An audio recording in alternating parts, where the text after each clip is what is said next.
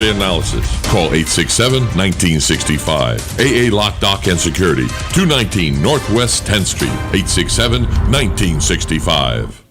Ocala's information station, 1370 WOCA. Ocala.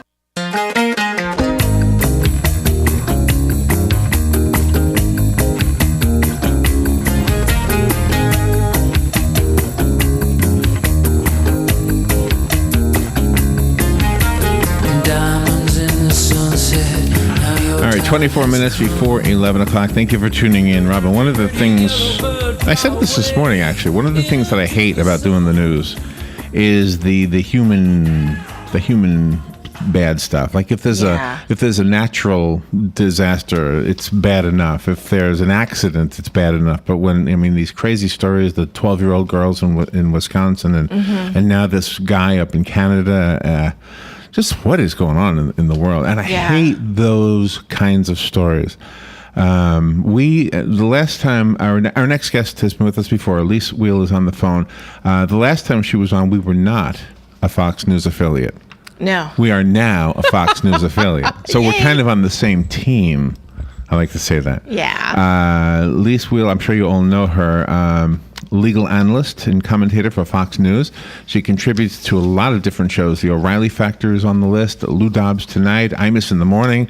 That must be fun to work with Imus. Yeah. Kelly Scott, she's the host of her own radio show called Legalese, and a former federal prosecutor. She knows her stuff, and she happens to be pretty. Very She happens to be very beautiful. pretty, which probably is makes the internet.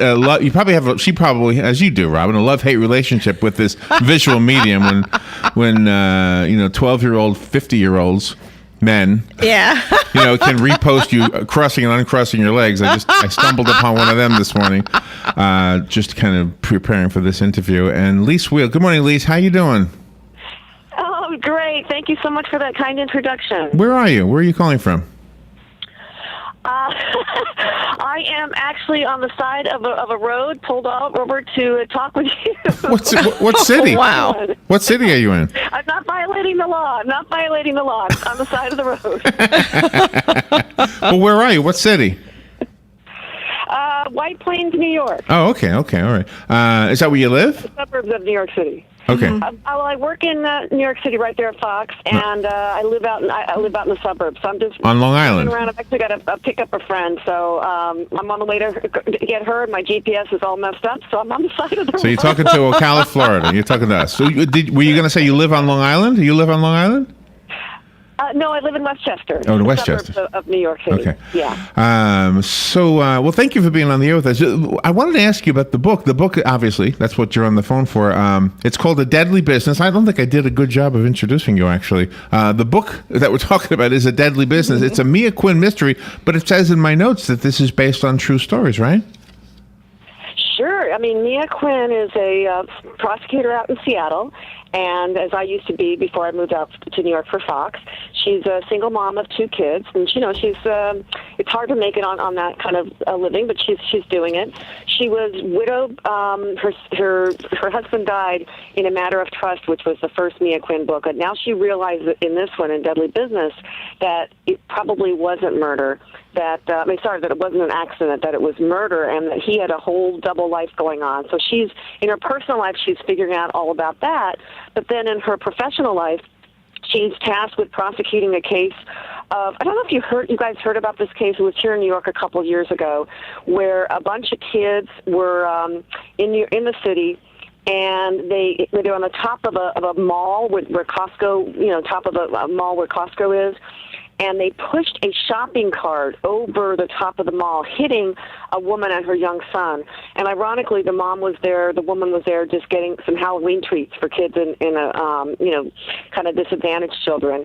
And so Mia's got to decide, how to prosecute these kids as juveniles or adults. And that is one thing that prosecutors deal with a lot, what to do in that kind of situation. How do you do that? I mean, those 2 12-year-old girls in Wisconsin, that's got to be exactly what's happening right now for those officials over there. Well, they're having to decide. They're going through the same thing that Mia is. And one of the things that is possible is that you charge them as adults, and then you scale back on that as the case goes on. But Mia is very ethical, and she doesn't want to do anything, for political reasons. She wants to make the decision based on, the kids, the action, and the victim and the victim's family. As a prosecutor, though, and I'm guessing that this is incorporated in the book, does the prosecutor have this obligation to adhere to the law by the book, or do you have some wiggle room, or do you know what I mean? Yeah, there's something called prosecutorial discretion, where Really? the prosecutor can decide actually whether or not to bring a case and the charges that are to be brought. But, the preliminary part of your question is no. I mean, they're really supposed to go by not political motivations, but the law and what the law says. And so she's really grappling with that, because she could do either way. She could charge them just like these girls. She could charge them as adults, or she could say, no, there's a chance for rehab for them, and so we're going to give them a chance. But, meanwhile, there's a woman in a coma, and she's got a young son as well and a husband. She's got a family, too. So it's really something that, prosecutors deal with on pretty much a daily basis. So when you take an actual story like that and you bring it into a fictional novel, are you putting yourself at risk of maybe a lawsuit? No, because it's fiction. And, I never do anything that's just, I always protect the names of people, the names of the guilty, I always cover the names of the guilty up. And I don't do anything that's, completely 100% nonfiction. Absolutely not. And it's right there in the front. This is fiction. It's a novel. I'm taking things from headlines, either prosecutions that I've actually done or from things that I've covered. But it is, after all, fiction. And it's fun. It's entertaining. It's also clean. Your kids can read it. There's nothing, graphic in there, other than a few murders here and there. But, but it's sort of like, Murder, She Wrote, sort of, that way, and then it's clean. She did have to appear to be a psychologist in the book in some parts, though. Absolutely. And trying to figure out, that's one part of, what a prosecutor plays, is part psychologist, is figuring out what's, how it's going to affect the victim, the victim's family, and the people that she's prosecuting, especially when you're talking about juveniles. But she always had to keep her wits about her, too, especially after she was confronted by the bad guys. Exactly. Well, the opening scene is she is clearly confronted by the bad guy. She's in a courtroom, and she's, a defendant is getting sentenced for a murder. This is a killer, and gets loose and attacks Mia there on the first scene. So it is a deadly business that she's in, definitely. Yeah, I'm glad to hear that a prosecutor still uses the phrase "bad guys," because I do that with everybody. We learned that as kids, the good guys and the bad guys. Yeah, absolutely. It's clear cut. We know who's who, right? Exactly. Are your children young children? I'm not trying to get too personal, but no, they're all grown up now. My son is 21. He's going to be a senior in college, and my daughter is 17, just turned 17. So they're not babies anymore. Oh wow! It's hard. Oh no! Are you getting that empty nest thing or not yet? I will next year when she goes off to college. But I just said my next job is going to be running I'll be the dorm mom of wherever you go to college. When you are I don't blame you. That's how I felt when my son went to college. Yeah, I'll be there. I'll be the janitor in your school somewhere. Exactly. When you are being a legal analyst and a commentator, how do you stay focused on your point of view without trying to be persuaded? Because that's exactly what you've done with the main character also. Right, because she's got, the people ahead of her are elected, and so she's got to worry about, how her job is. She needs the job. For me, I don't face those pressures anymore because I'm not prosecuting, so I just go in and I do my work and give my opinion, and nobody tells me what to say at Fox, and I just get to analyze the news, and I feel very blessed for that. Is your husband still around? Your husband, how's he doing? I'm divorced. Oh, you're divorced. Okay. Oh, I'm sorry. If I went over the line, I apologize. But That's all right. Mia's husband is dead. Yeah. Yeah, well, better than that. He's not dead. Oh my goodness. Not dead. No, didn't kill him off. He's still up there. Oh goodness. A Deadly Business is the title. You know, it took me a while to figure out what was the picture on the cover. I thought it was a landscape, and then I realized, oh, that's a dead person floating in the Yes. water. Yeah, although she's not dead. I'm not going to give away the ending, but she's not dead. She's not dead. She got a lot of blood coming out of her arm. Looks like. Yeah. Is that an arm? Lise Will is our guest. It's an honor to be able to speak to you. We recently became a Fox affiliate, and last time you were on, we were not. We were ABC, I guess, back then, right? ABC. Oh, excellent. Well, then you got to sign up for Legal East every Wednesday morning. And How long have you sign been- up through our affiliates? Okay, Dan, you I've been hearing doing that? a couple of years now. Yep, exactly. Just sign up, and I can come on every Wednesday. I've got a slot from 8 to 11 there in the morning. Oh, no, you can't have 8 to 11. That's our slot. No, I'll come on your program. Oh, my goodness. You have a different series of books that you are writing. How do you keep one series, the ideas from that, from folding over into the next series and staying fresh? Well, they're all very different. Triple Threat was my first series, and I had 3 main characters in that. And I've kind of melded some of their personalities actually into Mia. I thought if there was a criticism of Triple Threat, there were too many points of view.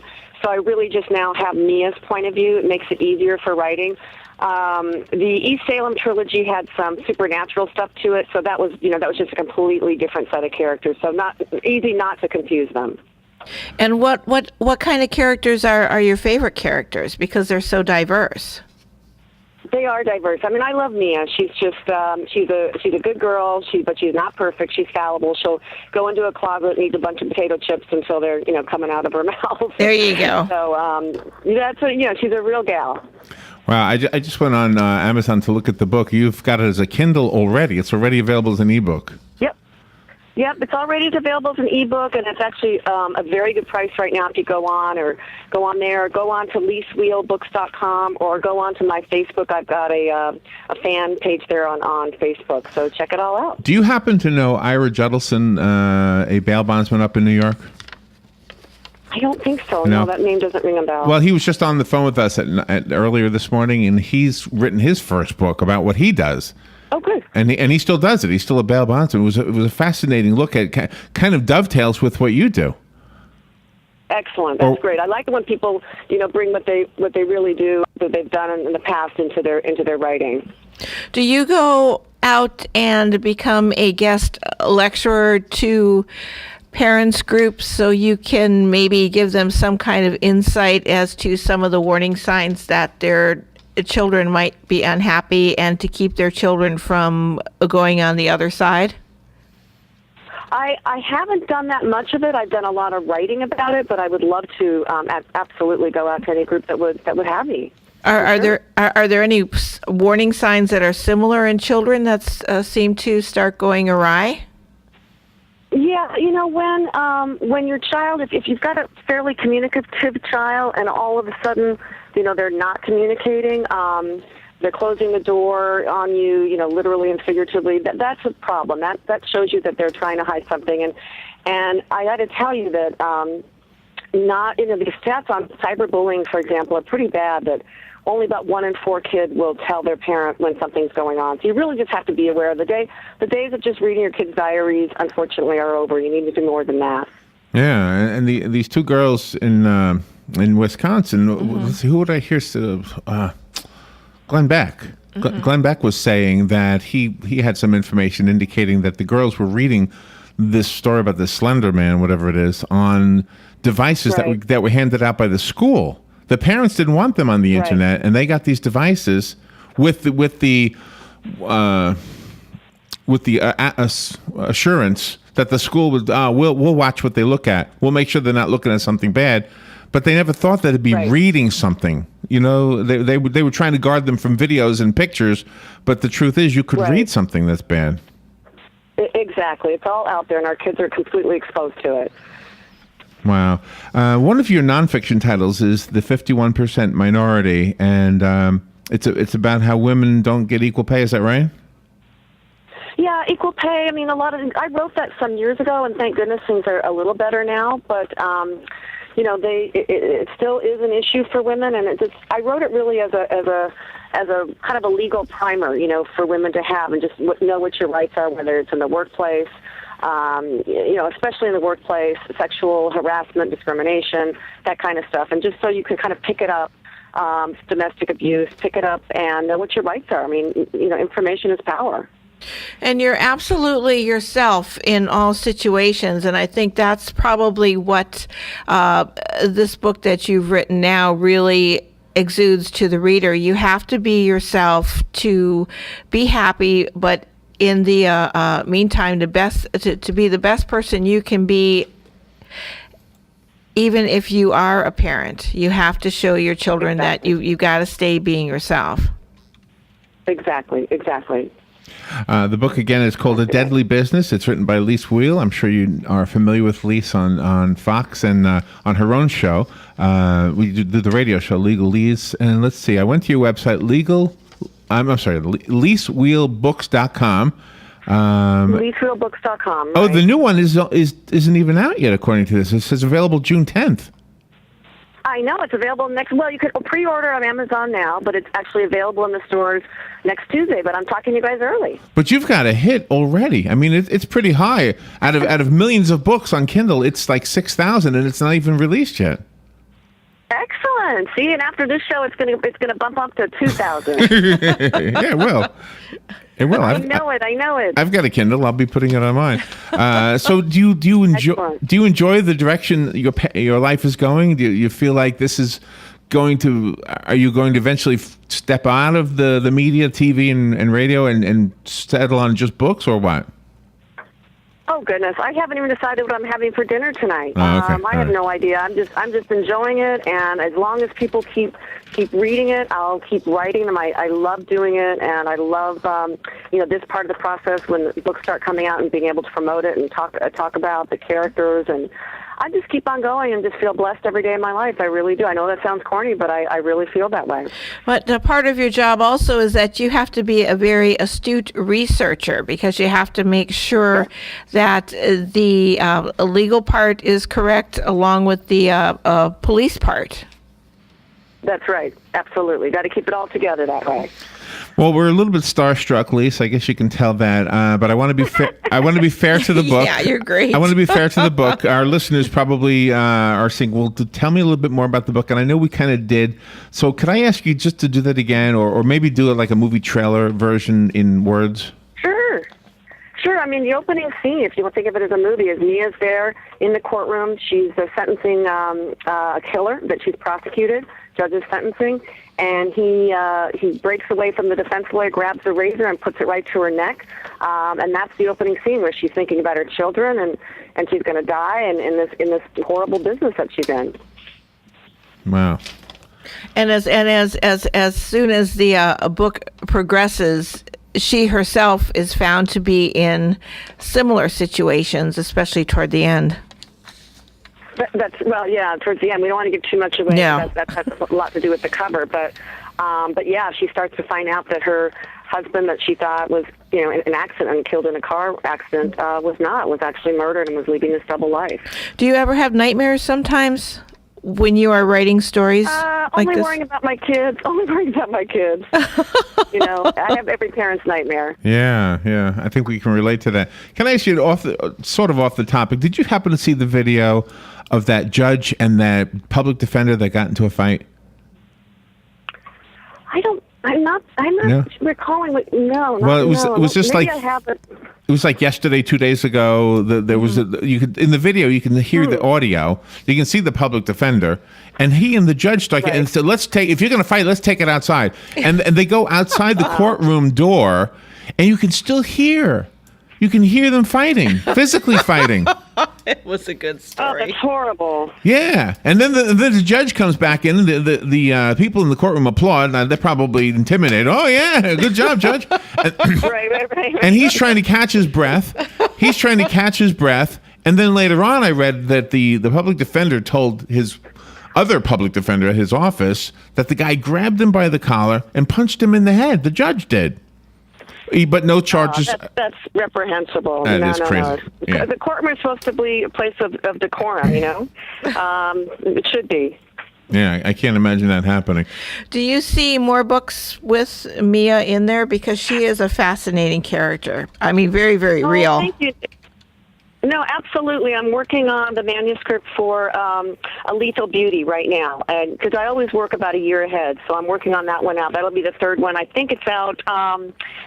Next January. I'm not 100% sure, but I just sent in the manuscript this week. Oh, wonderful. Wow, you're an amazing lady. Well, thank you for being on the air with us. Are you still parked at the side of the road? I still am parked on the side of the road. The rain is really coming down heavily right now. Oh, my goodness. Oh, I hope you're okay. The judge I told you about, by the way, I just looked to see if there was an update. This is a Florida judge, Brevard County. It says Brevard judge takes paid leave after courtroom scuffle. So, wow, paid leave. Wow. That's what it says there. I have a copy of Lisa's book. I would like to give it away, and then the rest of us will have to go buy it. If you would like A Deadly Business, call me right now, and it'll be yours, waiting for you here at the station. And let's just go over websites, etc. Lisa, what's a good website we can go to besides Amazon? Go to LisaWheelBooks.com, or go to my Facebook. I've got a fan page on Facebook, or just go to Amazon.com and you'll find it there. Yes, and make that number go up. That's right. Before it's even released. Make that number go up. Come on, guys. Come on.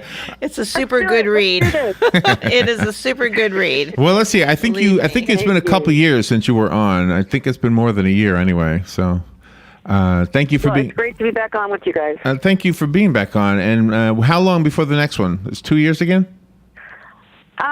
Well, this one is out Tuesday. Then I think the next one. I think it's January of next year. The next one comes out. Oh, okay. Well, we'll come back every 6 months. Yeah. If you're in Florida, come into the studio. We broadcast from the mall. I love that. Yes, we do. Love that. There we go. Sounds good, guys. All right, Lise, thank you for being on with us, and be careful out there. You're on the side of the road. I'm picturing you in bad traffic with bad rain, distracted. Don't get hurt.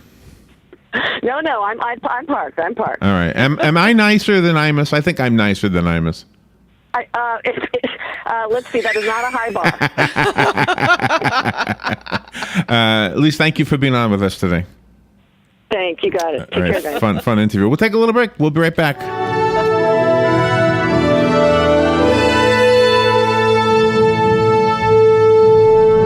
Hi, Robin. You look tired. I am. I've been running all over town. Why? Why not drive? I need to get this stupid document notarized. Well, that's easy. You need personal service. Duh. That's what I've been looking for. You need to go see Mark at the Personal Service Center. He can notarize that for you, make copies, fax it wherever, or send it out in the mail. Heck, he can even scan it and email it for you. Really? Where is he at? 2375 Northeast 25th Avenue, on the corner of Northeast 25th Avenue and 24th Street. You can call him at 789-6683. Personal Service Center. Thanks, Larry. Your home is safe, or is it? AA Lock, Dock, and Security. The name has been a staple in Ocala since 1985. Do you have the right equipment in place to have peace of mind when you are at home or away? AA Lock, Dock, and Security has the right people to install and monitor your home or business. Call today for a free on-site security analysis. Call 867-1965. AA Lock, Dock, and Security, 219 Northwest 10th Street, 867-1965. This is James Snyder inviting you to join me each Sunday morning at 9:30 for Sunday Joy, right here on WOCA 1370. WOCA,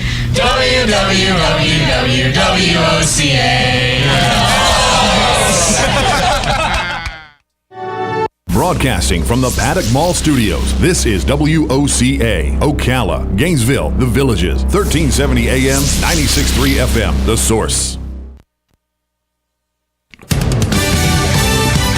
Fox News Radio, I'm Karen McHugh. While at the G7 summit, President Obama defended his decision to swap 5 Taliban terrorists for American Bo Bergdahl. We had discussed with Congress the possibility that something like this might occur. But because of the nature of the folks that we were dealing with and the fragile nature of these negotiations, we felt it was important to go ahead and do what we did. Several soldiers who served with Bergdahl claim he's a deserter who aided the enemy and should be court-martialed. General Motors CEO takes full responsibility for a failure to recall GM vehicles built with faulty ignition switches that proved fatal. I can tell you this report is extremely thorough, brutally tough, and deeply troubling. Mary Barra, Fox News. We report, you decide. I've had the hardest time finding someone who loves me for me, not my money. I just want to find the perfect match. Finding the right car insurance company can be daunting, especially if you've been burned in the past. Visit Geico.com to find the policy destined for you. One devoted to saving you money, making your life easier, treating you like a prince.